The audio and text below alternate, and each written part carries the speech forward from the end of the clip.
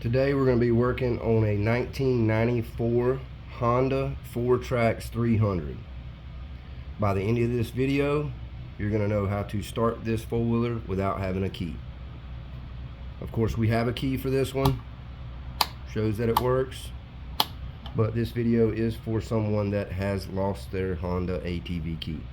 This does work on many models. I haven't seen a model that it doesn't work on. Now, I'm not sure if it's every single Honda ATV, but every one I've ever worked on, this process will work. So we're going to remove the key. What we're going to be doing is we're going to be removing this cylinder. And when we remove this cylinder, you're going to be able to start this ATV with a screwdriver. So this is what we would normally use, this type of pick. But if you're not a locksmith, you probably don't carry one of these picks around in your tool bag. So what we are going to use today is we're going to use a finishing nail. I've already pulled one off the end here, and we're going to make this into a little pick where we can remove this cylinder and start this ATV with a screwdriver. This happens to a lot of people. They lose their ATV key and they think they have to start this four-wheeler by hot wiring it. Please do not hot wire your four-wheeler. By the end of this video, you'll know how to do it without that, and you'll be able to take it back to original when you find your key. First thing we're going to do is we're going to get a file, and we're going to file. If you notice, the end of this is a little bit round. We're going to try to make this flat, kind of like a little small flathead.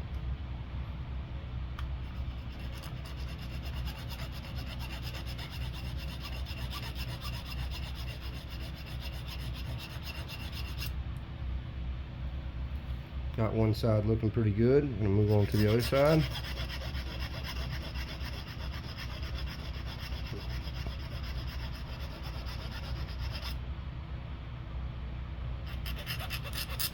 Keep going back and forth, side to side, until you have a nice little flat tip on this finishing now. This is starting to look pretty good here.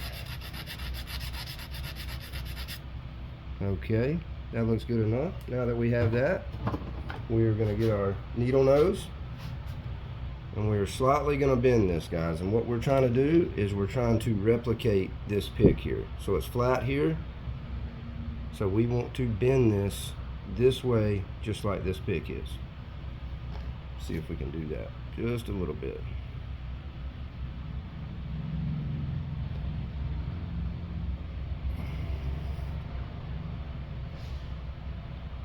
Maybe just a touch more. Like I said, we're trying to replicate that pick. And here's our pick. And I think we've done a pretty good job of replicating that. So let's see if we can remove this cylinder. So what you want to do is you want to go in with it facing downwards. Slide your finishing nail all the way to the back, like that. And then we're going to pull out just a little bit, just a fraction, and we're going to press down. And this is going to pull down on a wafer that actually holds this cylinder in. And we're going to be able to pull this cylinder out that quick. If you've noticed, the cylinder is moving. I'm going to put my other hand here and go ahead and remove my finishing nail. And if you can see, the cylinder is already pulled out a little bit. So we're going to pull it out with our hand very slowly, very slowly.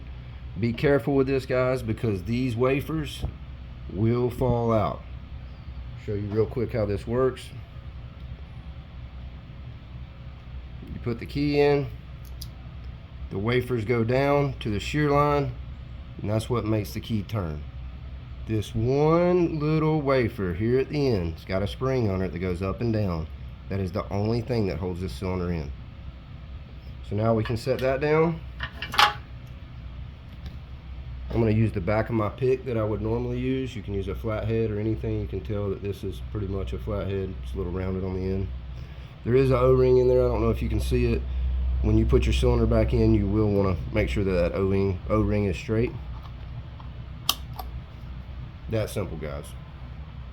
Pull the cylinder, crank it with a screwdriver. When you get through, turn it off. When you find your key, all you have to do is put the cylinder back in and your ATV is back to original. So to put the cylinder back in, we're going to do the same process but backwards. We're going to use our finishing now, and of course we want to make sure that our O-ring is straight inside there.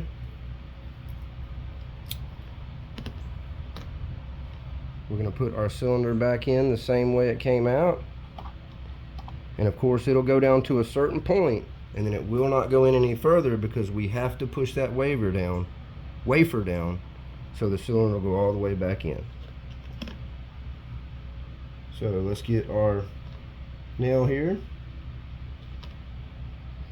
our finishing nail. It's going to be the same process. We're going to go in, we're going to go all the way to the back, and then we're going to pull out just a touch and push down on that wafer until that cylinder goes all the way back in.